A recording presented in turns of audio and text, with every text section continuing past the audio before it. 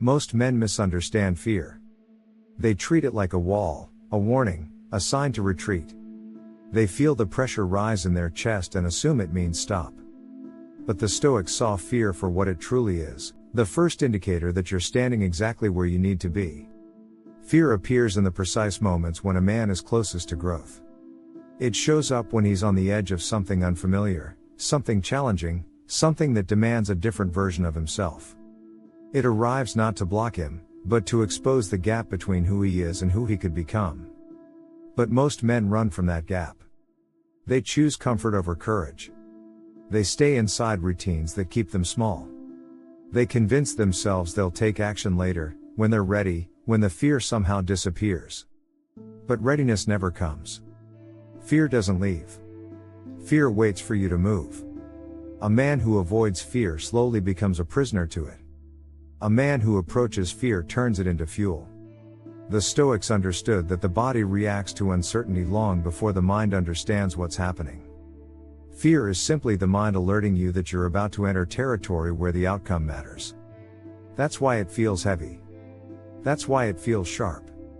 That's why it feels personal. Fear doesn't show up for meaningless things. It shows up where your potential lies. The average man believes fear predicts failure. Stoics understood that fear predicts opportunity.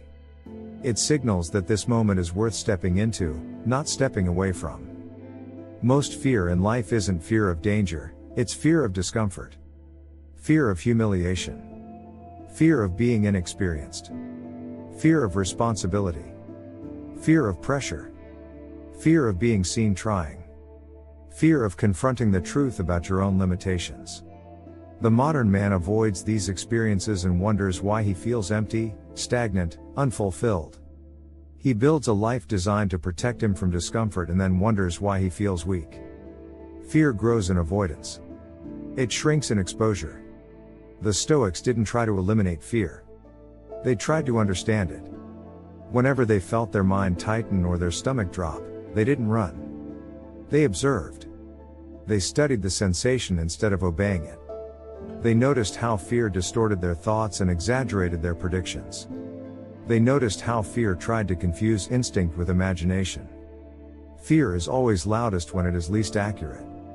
A Stoic counters this by grounding himself in what is real. What is actually happening? What is within my control? What part of this moment is emotion, and what part is fact? Fear loses its sharpness when you strip it of fiction.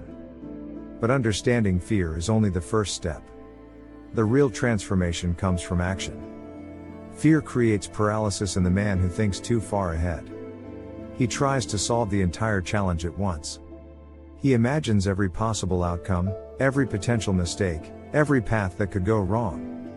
His mind collapses under the weight of scenarios that may never occur. Stoics break fear through direction. Not by overpowering it, but by taking the next immediate step. They shrink the entire mountain to a single stone. And they move that stone. Clarity returns when action begins. Men forget how powerful they become when they take even the smallest step toward what scares them. Fear feeds on inactivity. It starves when you advance. A man who acts in the presence of fear slowly becomes the kind of man who cannot be stopped by psychological resistance. He builds proof, not hope, that he can handle the unknown. He builds a body that moves because he commands it, not because comfort allows it. He builds a mind that stops collapsing under pressure. This is how fear transforms into discipline. This is how discipline transforms into confidence. This is how confidence transforms into power. The Stoics also understood that fear often hides behind ego. A man avoids a challenge not because it's impossible, but because his pride can't handle the idea of being seen struggling. Most men would rather stay weak in private than grow in public. They avoid anything that exposes their inexperience. They protect their ego and sacrifice their potential. The Stoic does the opposite.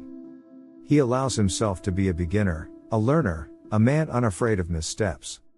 He understands that embarrassment is temporary, but regret is permanent.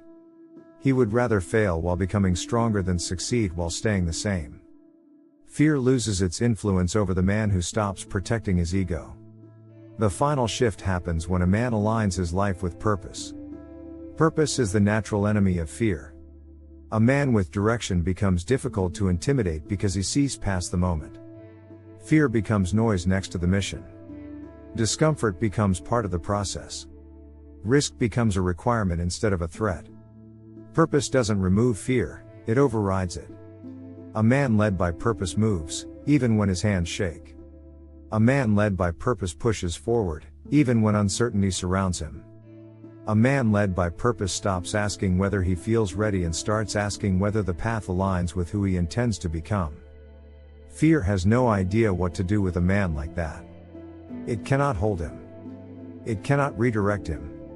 It can only watch as he moves through thresholds most men never cross. What makes a man powerful is not the absence of fear, but the refusal to let fear decide the direction of his life. Fear becomes irrelevant when courage becomes non-negotiable. Fear loses authority when action becomes routine. Fear transforms into strength when a man chooses to walk toward what he once avoided. A man who runs from fear becomes smaller. A man who faces fear becomes sharper. A man who uses fear becomes unstoppable. Fear is not a sign that you should retreat. It is a sign that you are entering the territory where your future self is waiting. And the moment you step into that space, fear stops being your enemy and becomes your teacher.